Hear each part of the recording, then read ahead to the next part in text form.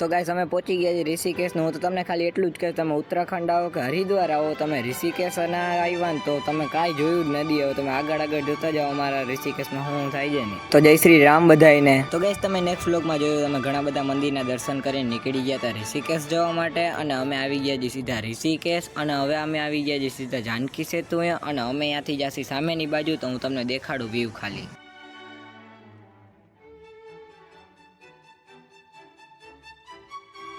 પછી તો ગાઈસ અમે આવી ગયા હતા જાનકી સેતુની સામે બાજુ, અને સનસેટ એ મસ્ત મજાનો થતો હતો, અને પહાડનો વ્યૂ પણ એક નંબર આવતો હતો, અને ગંગા રિવરને એમ બધી બહુ મસ્ત આમ વ્યૂ લાગે છે. હું તમને છે ને હવે ફોટા ને એવું બધું પાડીને પછી મળું, અને હું તમને છે ને સિનેમેટિક શોટ બતાવું.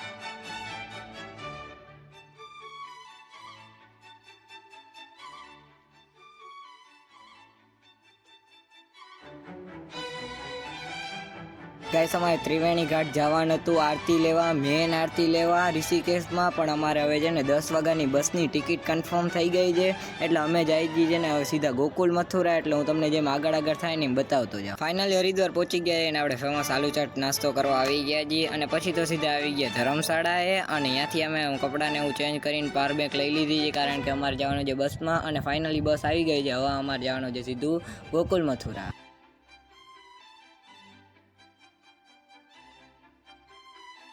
ગોકુલ મથુરા પહોંચીને તમને ખબર પડશે કે અમે કયા કયા મંદિરના દર્શન કર્યા નહીં. તો અમને હું નેક્સ્ટ વ્લોગમાં બતાડીશ. ત્યાં સુધી આ વિડીયોને લાઈક કરી દો, શેર કરી દો અને સબસ્ક્રાઈબ કરી દેજો.